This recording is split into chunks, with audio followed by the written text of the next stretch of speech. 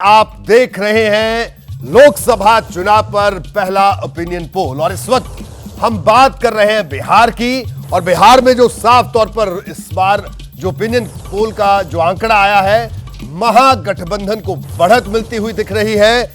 NDA की बात करें तो 16 से 18 सीट और महागठबंधन की बात करें तो 21 से 23 सीट। अब देखिए 2019 में 54%, 2020 में 37% और ओपिनियन पोल में 39% एनडीए। और यूपीए की अगर बात करें या जिसे अभी हम महागठबंधन कह रहे हैं, 43% वोट परसेंटेज दिख रहा है ओपिनियन पोल के मुताबिक और अन्य 18%। तो ये आंकड़ा आपके सामने है।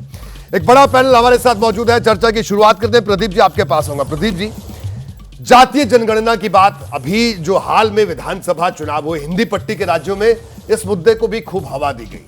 यहां यह मुद्दा नहीं चला, लेकिन बिहार की अगर बात करें और लोकसभा चुनाव की मैं खास तौर पर बात करूं इन टोटलिटी, तो क्या लगता है आपको कि जातीय जनगणना बड़ा मुद्दा बन पाएगा जो आंकड़ों को, जो चुनाव को की दिशा मोड़ सकता है?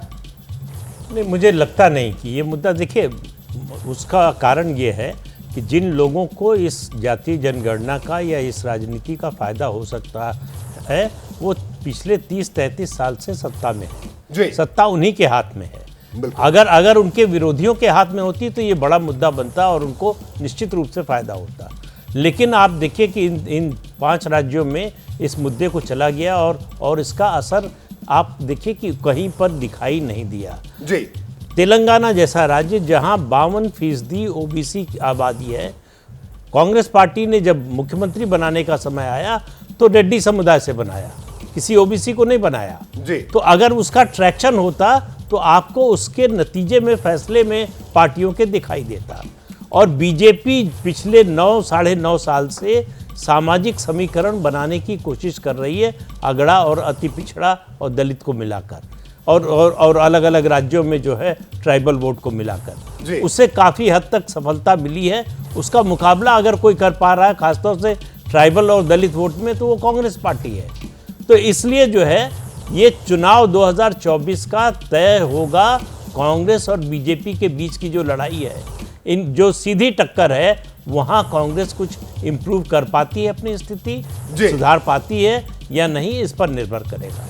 बिल्कुल। विनोद अग्निहोत्री जी, मैं आपके पास आऊंगा। विनोद जी, क्या लगता है आपको कि सीधे तौर पर अगर इसको हम देखते हैं, एनडीए से जेडीयू बाहर है, एलजेपी है एनडीए में, तो जो जेडीयू की जो कमी है वो भारतीय जनता पार्टी को बिहार में वो उसको पूरा करने में खासी मशक्कत करनी पड़ेगी और वो एक बड़ी वजह है। यहां पर इन आंकड़ों में भी दिख रहा है, रिफ्लेक्ट हो रहा है साफ तौर पर। देखिए, वो कमी जो है कोशिश की जा रही है, जीतन राम मांझी, उपेंद्र कुशवाहा जैसे छोटे छोटे दे, आप एलजेपी तो पहले से भी है, लेकिन ये सारे लोग जो है 2015 में भी थे जी बिहार में। तो और तब भी जो है नतीजे, क्योंकि वहाँ जो पिछड़ों की राजनीति है उसके 2 सबसे बड़े नेता हैं, लालू प्रसाद यादव और नीतीश कुमार जी। अब और दलित राजनीति के सबसे बड़े नेता रामविलास पासवान जी थे, जिनके बेटे चिराग पासवान, उनके पास विरासत है उनकी जी। अब वही बात है कि किस हद तक नीतीश कुमार अपने वोट बैंक को संभाल के रख सकते हैं और किस तरह से केमिस्ट्री बन सकती है आरजेडी, जेडीयू, लेफ्ट का मतलब वहाँ सीपीआईएमएल है, सीपीआई वगैरह है, लेकिन मेन सीपीआईएमएल की वहाँ ज़्यादा ताकत है, और कांग्रेस के साथ का भी 6-7% वोट जो है, ये केमिस्ट्री जितनी मजबूत होगी उतना ही इनके हक में परिणाम होंगे। और अगर केमिस्ट्री बिगड़ती है तो नुकसान होगा। अभी जैसे अजय जी ने कहा कि नीतीश कुमार का जनता दल खत्म हो गया होता अगर वो आरजेडी के साथ बने रहते लंबे समय तक, और उसी से चिंतित होकर के उन्होंने आरजेडी से अलग होकर बीजेपी का साथ दिया। लेकिन जनता दल फिर भी घाटे में रहा।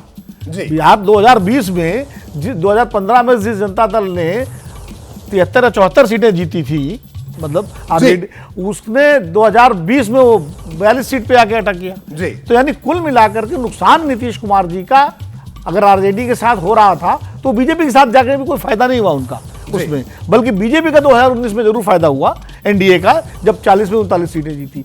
तो चुनाव जो होता है, लोकसभा का चुनाव, विधानसभा का चुनाव, अलग अलग नैरेटिव्स होते हैं, अलग अलग मुद्दे होते हैं। एक बात मैं और कहूंगा कि देखिए, जातीय जनगणना का मुद्दा मैं नहीं मानता कि फेल हो गया है, लेकिन ये मुद्दा अभी ढंग से नीचे तक पहुंचा नहीं।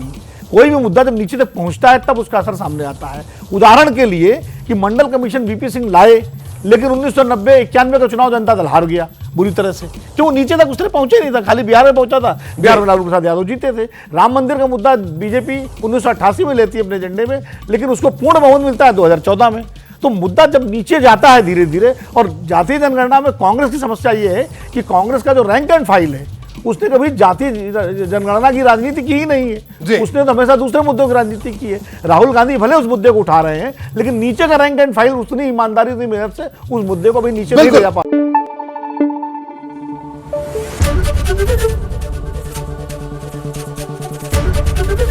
एबीपी न्यूज आपको रखे आगे।